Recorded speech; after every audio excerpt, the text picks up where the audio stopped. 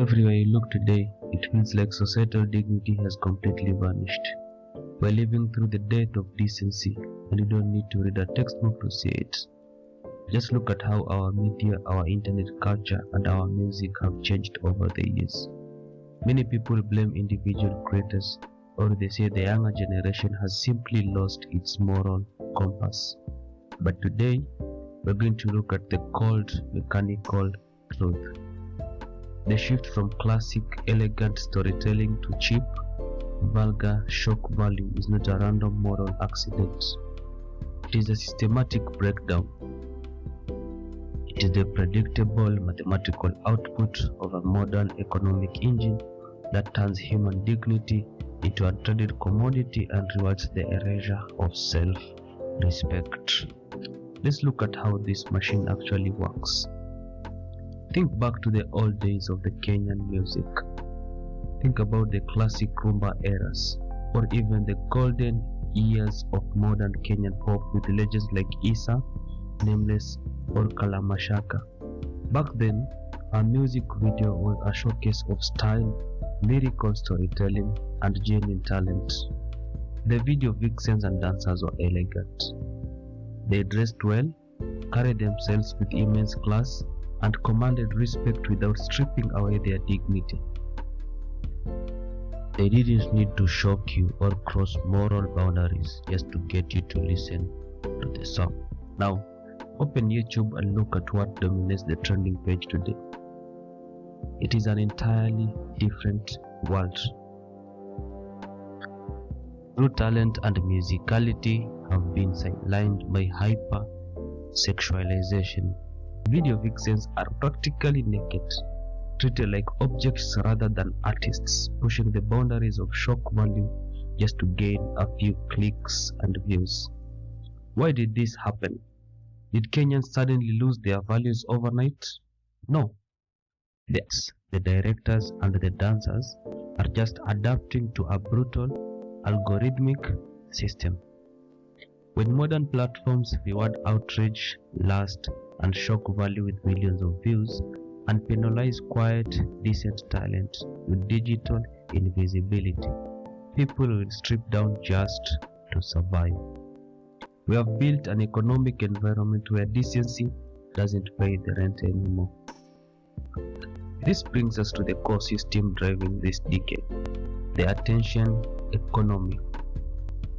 In the old days, media was funded directly by the consumer buying physical CDs or cassette players. An artist succeeded if their music was genuinely good enough for someone to spend their hard-earned money on it. The transaction was based on quality and artistic value. Today, the business system has changed completely. Music streaming platforms and social media algorithms don't care if a song is good, meaningful, or decent. They only care about retention, keeping a human eye glued to a digital screen for as long as possible so they can sell ad space to corporations. The software running this platform has discovered a dark truth about human biology. Primitive desires and shocking visuals trigger the highest engagement. If a video vixen dresses decently, the viewer scrolls past in 2 seconds. If she is naked, the viewer pauses. The algorithm reads that split-second pause as a success metric and immediately pushes the video to millions of more screens. The system actively rewards the erasure of modesty and starvation markets through artistic talent. We have replaced cultural integrity with transactional clicks. Now, critics will argue times change. What you call a loss of decency is just modern freedom and artistic expression.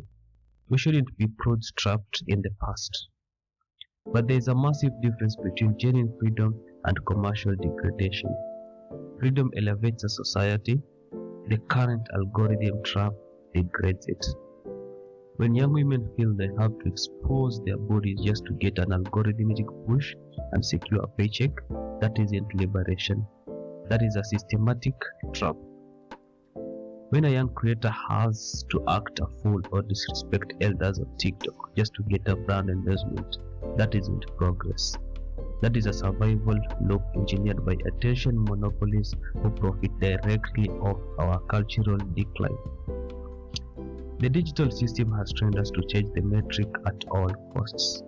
It has commodified our morals and put a price tag on our self-respect. My challenge to you is, as you browse through your feeds or consume media, is to run a decency audit on your own choices. When you click on a video, are you rewarding true talent, or are you feeding the outrage and the shock value machine with your attention? In your daily interactions, are you treating people with old school respect, or have you adopted the cold, transactional mindset of the internet age?